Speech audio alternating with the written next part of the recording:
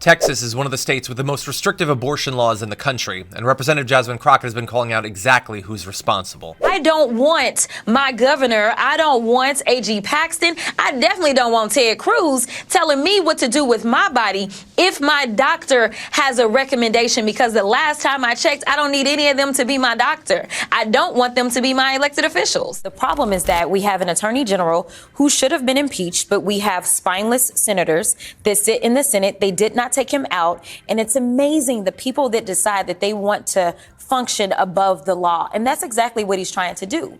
This woman went to court.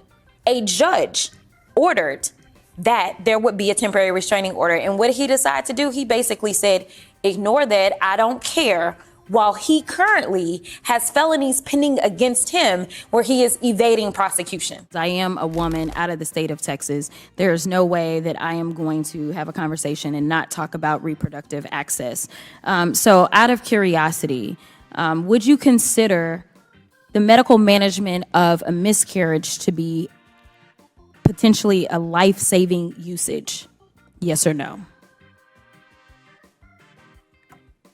I have to decline to answer that because that is it's perfectly under fine. Adjudication by the Supreme Court. That is perfectly fine. I'm gonna tell you yes, but I'm gonna give you another question that you can answer. Would you consider erectile dysfunction as a life-saving usage for Viagra?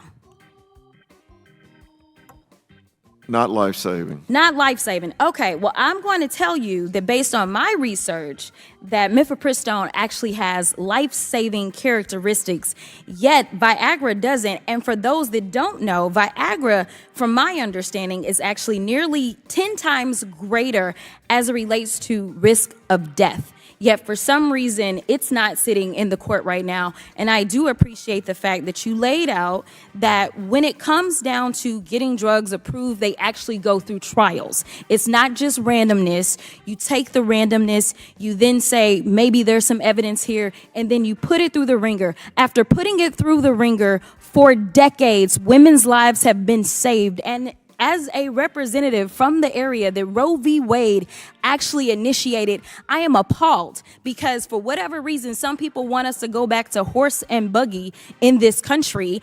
And I think since now maybe we have the internet, maybe we should take advantage of it. And we shouldn't say that we should remain in the times of horse and buggy. And so with that, thank you for the work that the FDA does. I respect your research. I recognize that the courts don't do research. I also recognize that this chamber seemingly doesn't care about research. But because of the work that you do, there are lives that are being saved, and I need you to be funded to the fullest extent to make sure that we can continue to save American lives. Thank you. We reported to you the latest report by ProPublica of a woman dying in Texas because she could not receive proper medical care after a miscarriage, because that proper medical care is now a crime in Texas, thanks to Donald Trump. Like other women who have died after having a miscarriage, the latest story involves a woman who already had a child, a daughter, who will someday grow up to know who really killed her mother.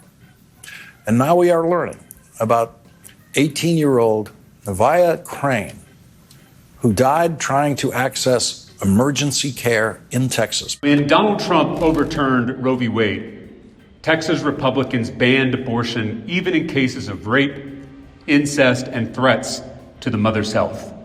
Since then, 26,000 Texas women have been forced to give birth to their rapist baby. Infant and maternal mortality have spiked. Pregnant women with life-threatening complications are being told to wait in emergency room parking lots until they go into sepsis. This has never been about life. This has always been about controlling women.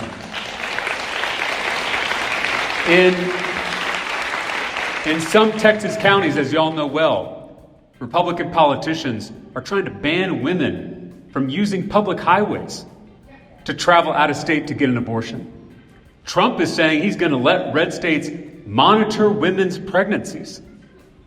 And in their latest platform, the Texas GOP calls for the death penalty for women who get abortion care.